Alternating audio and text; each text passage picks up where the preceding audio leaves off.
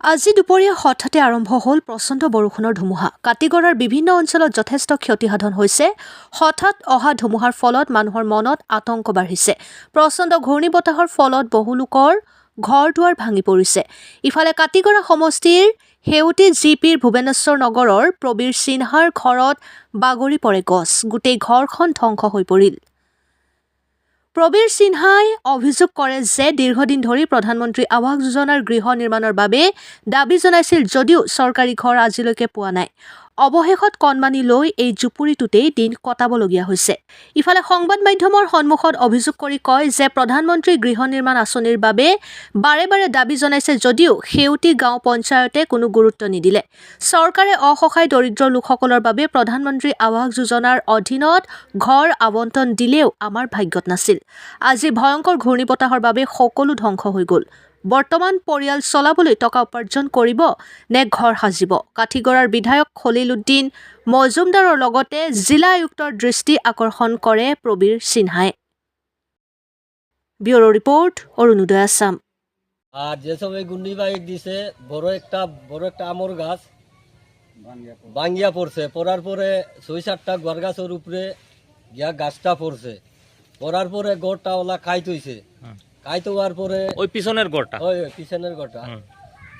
এরপরে আমি আছে যে গড়ে তখন মানুষ আসিলা? ওই গড়ে মানুষ আছে। আচ্ছা। আর ওই তো ১২-১৩ দিনকার বাচ্চা একটা আছে ওই গড়ে, এই গড়ে যে গড়টার উপরে গাছ পড়ছে। আচ্ছা আচ্ছা।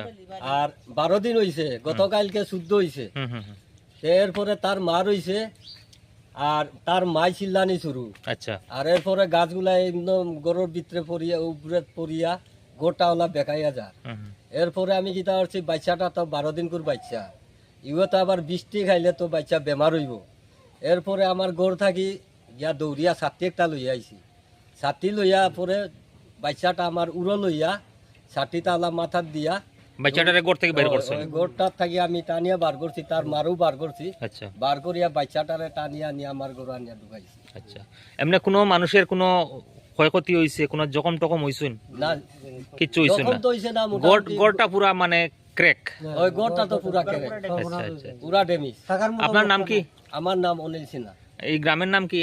এটা তো ভুবনেশ্বর নগর ১২ আচ্ছা। সেটি প্রাপ্তি। এই ভুবনেশ্বর নগরে এই যে দিনে একটার সময় বাতাস দিছে, সেই ঘরটা পুরা নষ্ট করে দিয়েছে। যে আমের গাছে মানুষ কোনো রকমের বাসা হয়ে গেছে। আচ্ছা।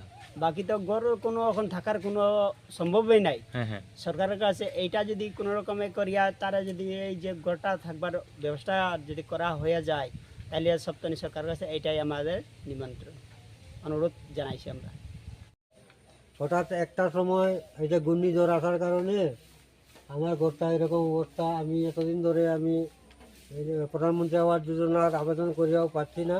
আপনার গড়ের লাগি আপনি জানাইছিলা? আর জানাইছি, মেম্বারও কইছে এই মাসে আইব, এই মাসে আইব, 2 বছর থেকে 1.5 বছর থেকে পাইয়ার না। আচ্ছা। আর আমার বড় মেয়েও বর্তমানে ডেলিভারি এই কোটার মধ্যে থাকে। আচ্ছা। এই কোটার মধ্যে ছোট একটা ছেলে হয়েছে। আর ওই ঘূর্ণিঝড়ের সময় আপনারা ঘরের ভিতরে আসিলা? আমি বাউরবাজার গেছিলাম। আচ্ছা। বাকিরা ঘরের ভিতরে আসলো? কাঁচা বাংলায় বললে তো আপনি বুঝবেন তো। কোন আমি বাউরবাজার গেছিলাম ওর সুটকি আনার জন্য, একটা বেড লাগাইবার জন্য। এই সময় আমিও ভিজা গেছি। আর আচানক তুফানে আমার ঘরের অবস্থা গাছ ভাঙিয়া পড়িয়া এই অবস্থা। আজকে থাকার মতো অবস্থা নাই। আমার এখানে জামাই আছে, বড় মেয়ে আছে, নাতি আছে। আর আমার এই কুটির, আমার এই কুড়েঘর, আমার এই চড়াই পাখির বাসা। মানে প্রধানমন্ত্রী আবাসের লাগি আপনি অনেকবার আবেদন করছেন, জানাইছেন পঞ্চায়েত মেম্বার ডে, কিন্তু আপনি কোনো সুরা পাইছেন না আজকে কত পর্যন্ত? জানাইতাম। আমি তো এখন প্রতিনিধির কাছে আমি ওটাই ব্যাখ্যা করি যে ছেলেই গড় পায়, বাপে পায় না। আমার বয়স 53 বছর, আর 30 বছরের ছেলেরা গড় পায়, আর প্রবীর সিনহাই গড় পায় না। আমার গড় সেউতি জিপি তৃতীয় খণ্ড সার্কুল কাঠিগড়।